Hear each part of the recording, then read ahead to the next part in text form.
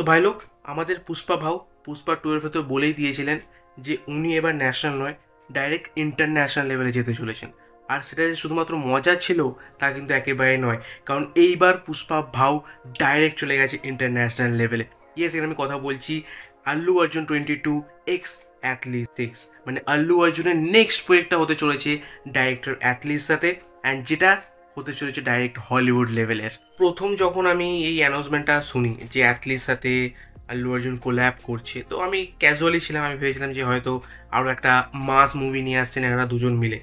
আর যখন আমি এই অ্যানাউন্সমেন্ট ভিডিওটা দেখলাম, সেটা দেখার পর আই এম শকড। ভাই, যে লেভেলের গেছে অ্যাথলি আর Allu Arjun, I mean Indian সিনেমায় একটা আলাদা চ্যাপ্টার খুলতে চলেছে।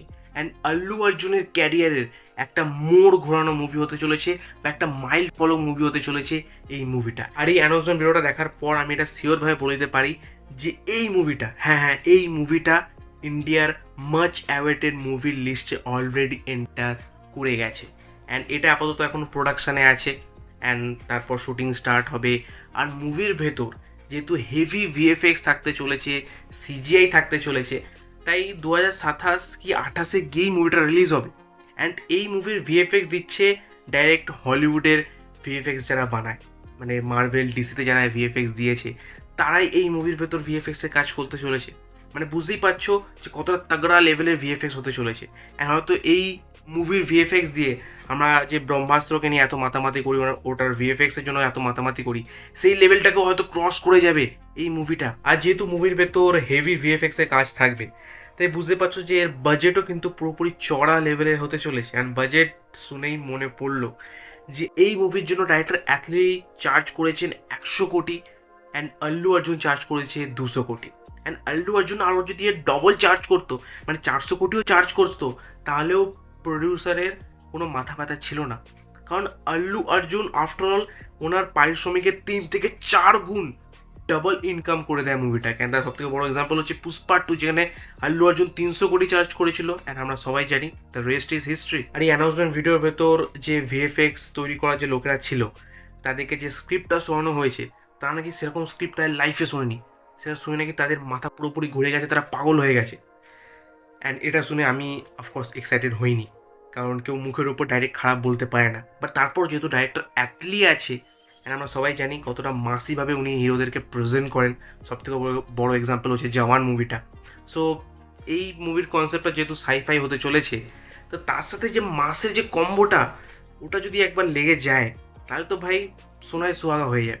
অ্যান্ড এর যে কনসেপ্টটা আমি শুনতে পাচ্ছি আউট অফ দ্য ওয়ার্ল্ড হতে চলেছে, যেটার জন্য ইন্ডিয়ান অডিয়েন্স এখন অব্দি রেডি নেই। অ্যান্ড কেন রেডি নেই সেটা একটু পরে কথা বলছি। বাট জাস্ট ইম্যাজিন করো, যখন সাইফাইয়ের সাথে একটা মাসি এলিমেন্টস অ্যাড হবে, তখন জিনিসটা কতটা মারাত্মক লেভেলে হতে চলেছে। আর কিছুক্ষণ আগেই আমি বললাম যে এই কনসেপ্টের জন্য এখনও অবধি ইন্ডিয়ান অডিয়েন্স রেডি নেই। কারণ এখনও ইন্ডিয়ার ভেতর 90% অডিয়েন্স এমন আছে যারা একটা মুভির ভেতর হিরো 10-15টা এন্ট্রি দেখবে, হিরো স্লো মোশনে কিক মারছে, ঘুষি মারছে, সেই সব দেখে এনারা মজা পাবে। যে কারণে এই কনসেপ্টটা তাদের পুরোপুরি মাথার উপর দিয়ে যাবে।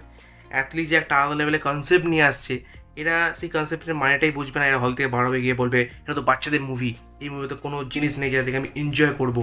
যেহেতু এই মুভি ডাইরেক্টর অ্যাথলি, অ্যান্ড ওনার কাছে এবার স্টাইলিশ স্টার আছে, হেভি ভিএফএক্স আছে, হেভি বাজেট আছে, তাই বোঝা যাচ্ছে যে উনি মুভির ভেতর কোনো জায়গাতেই কম্প্রোমাইজ করবেন না।